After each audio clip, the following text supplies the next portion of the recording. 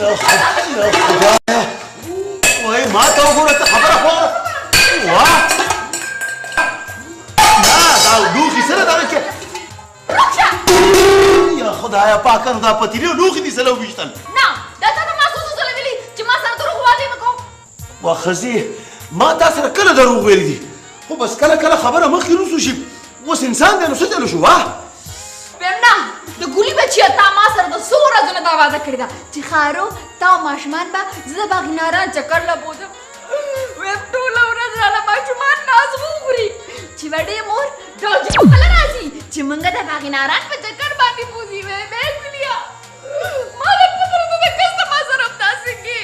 ویم کوه راسره کوه راسره چې سبا راپسې د کور مالک دا ټولې ښځې خاندي وی به او که نه دا خو د خارو قصور دی میره نه یې مورې ده د دوو ماشومانو زیات نشي ساتلی نن اوس زه څه وکړمه خو ټول ورځ هلته په دوکان کې د سلایي مشین وي او په سړک باندې د سایکل هغه پایې زه ژر لاړ شم تا ته اوس دریا کې چرته کې لاړ شمه یم د واده نه مخکې به دې ما سره وعدې کړلې چې خارو ته خو زما د خوبونو شهزادګۍ خارو زه به ستا هر ارمان پوره کړم آمې اوسه دروغ باندې جوړې مې ستا ښه زما خبر کا ته پوه شه اوس ته د دوړو په جوړ شه هلکه څه دې ووایي نه ما ګوره جان ما تا ته کله غوسه کړې ده زه خو ستا د خبرې جواب ډېر په مینه در کوم وګوره په دې ځي په جامه مو ویشتم خو ما تا ته څه وویل ما ښځه زه تا سره واده کوم چې زه به د ځان نه د قربانۍ ګډونه جوړ کړم خو غم ستاسو خواته به مې پرېږدي ګلې دې څومره ښه خدای چې چاته پېښه کړي نو ځان دې ورته میښه کړي داجي څه دې ووایي بچې दाजी रागस ژبه څه ته ولې بچې د چا ګز ژبه ده د پلوشې مو ګز ژبه چپ شه یم ډېر خوشحال شوې که نه ویم ای پخې ته چپ کښېنه ښه زور پسې اوس ورځم که نه د پلوشې دې مور پسې او زه ورته ښیم چې ګز ژبه زما ده او که هغې ده په غلي شه مړې وایي خدای خبر هغې غریبي څه ویلي دي دې څه اورېدلي دي بس په نه څه خبره بورکه راوالي او بورکه راوالي بچې د پلوشې مور دا ګز یادولو دا زه پې کپړه نه ناب کوم دې ته یې ګز ویلو ښه او چې به یې ستا د مور یادو څه دې ورته وایي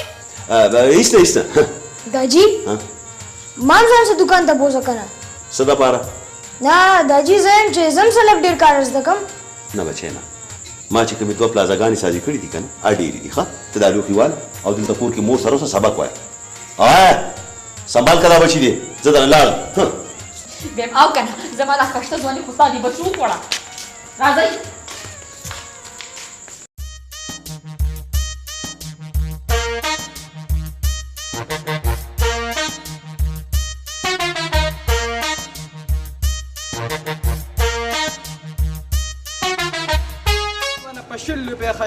یارو که نو ته راولې دا رېړه ټوله دنیا پرېږده زموږ د دوکان مخې ته ولګې نو بیا ګاهک نه راځي یار یاره والله دې سره ګاهک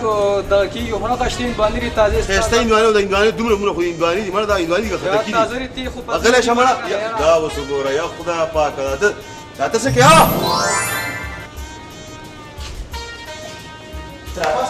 دا ته څه بازي مېړیانې په دې پټه باندې दाजी ډېر لوړ سړی راغلی که نه جي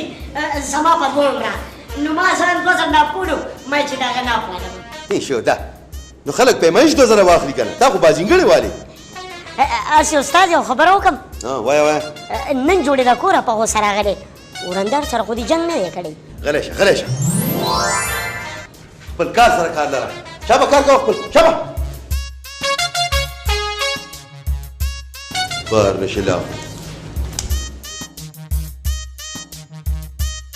هلکه دلته هغه د ټوسکي یوه جوړه پرته وه حاجي دا ما سره ده راکړه دې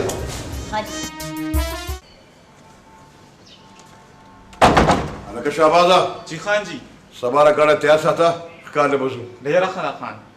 هسې خان ما یو خبره کوله وایه څه ویل غواړې وایه که تاسو ما ته لږې پیسې راکړي د اختر مخه زه به یې کور کې ورکړم هغوی به پسې سود سودا روړي دا خو څه خبره نه ده دا واخله دومره ډېرې دي خان جی خدای مې عزت وکړه ښځه اوس لاړ شه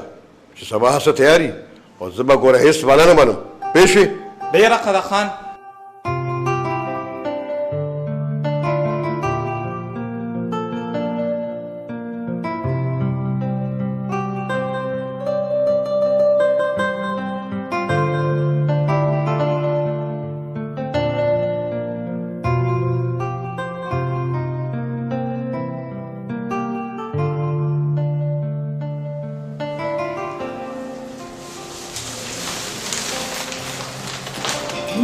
हाँ जी څنګه دا وګورئ ما د اختر لپاره تاسو ته څومره ښایسته جوړه نشته واه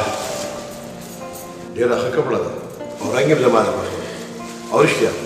تا ځان لبس وروړي دي که نه او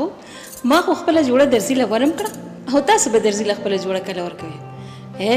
ګورې په دې روزو په هغې ډېر زیات رش وي بیا به دنه درزیان کپړې نه اخلي فکر وکړو زموږ د کور شاته مارکیټ کې یو درزي دی ګل خان د ګلو په نوم مشهور دی هغه له ورکړ چې دومره په مینه تا ماله وروړې ده نو ما نه به نه پاتې کېږي خان جي زه وایم چې زما د سرګل د اختر په ورځ د چا نه کم ښکاره نه شي